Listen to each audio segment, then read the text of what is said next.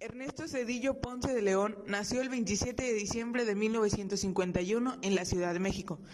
Fue un político mexicano, presidente de la República entre 1944 y 2000.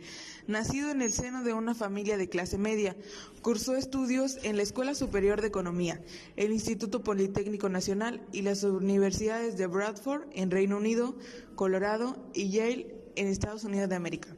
En Yale se doctoró con una tesis sobre la deuda externa mexicana. Afiliado desde 1971 al Partido Revolucionario Institucional, PRI. En 1987 fue designado subsecretario de Control Presupuestario y defendió la aplicación de un riguroso plan para combatir la inflación. Nombrado secretario de Educación en el gabinete de Carlos Salinas de Gortari, abandonó el cargo en 1994 para dirigir la campaña del candidato presidencial del PRI, Luis Donaldo Colosio, que fue asesinado en un atentado el 23 de marzo de 1994. Zedillo fue elegido como nuevo candidato presidencial por el Comité Ejecutivo Nacional del PRI y resultó vencedor por un amplio margen en la convocatoria electoral de agosto de 1994. Asumió la presidencia el 1 de diciembre de 1994, rindiendo protesta ante el Congreso de la Unión, presidido por la diputada Carlota Vargas Garza. La presidencia de Ernesto Zedillo Ponce de León estuvo marcada por una de las crisis financieras del siglo, con repercusiones internacionales llamada efecto tequila. Zedillo Ponce de León y Salinas se culparon mutuamente de la crisis.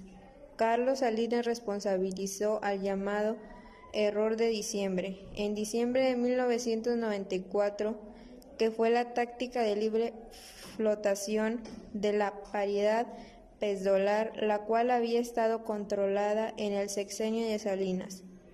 La libre flotación causó una fuga masiva de divisas ante la situación política del país, además del levantamiento del Ejército Zapatista en Liberación Nacional, problemas financieros, entre otros. El precio del dólar incrementó cerca de 114%, de 3.40 a 8.70 entre diciembre de 1994 y marzo de 1995. El punto más álgido de la crisis, inmediatamente causando quiebras de miles de compañías, desempleo y que muchos deudores se vieran impedidos de pagar sus deudas. El gobierno de Zedillo ideó el Fondo Bancario de Protección al Ahorro para apoyar a la banca nacional contra los deudores.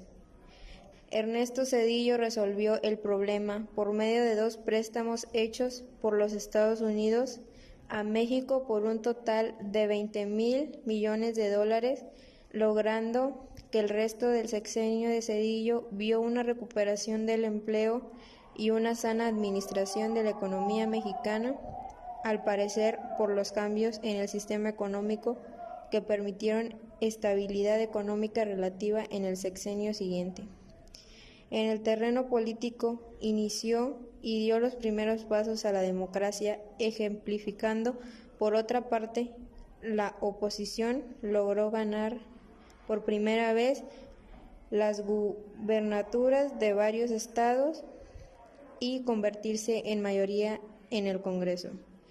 Asimismo, favoreció unas elecciones competidas en el año 2000, que permitieron por primera vez en 70 años el arribo a la presidencia de un candidato no emanado del Partido Revolucionario Institucional. En su sexenio, la administración pública mexicana sufrió de cambios importantes. El programa de modernización de la administración pública fue el primer gran intento por reformar la administración pública federal bajo los estándares internacionales de la nueva gerencia pública. Se firma la Alianza para la Recuperación Económica, en la que participan los sectores laborales, agrícolas y empresariales, con el Gobierno federal y el Banco de México, con el fin de proporcionar un clima de confianza y estabilidad. Crecimiento económico. También la falta de crecimiento económico debido a la crisis obtenida en el sexenio anterior. Resolvió el problema de la libre flotación por medio de los préstamos hechos por los Estados Unidos por $20 millones. Partido de Acción Nacional. Diego Fernández de Ceballos nació en la Ciudad de México el 16 de marzo de 1941. Es abogado y político mexicano.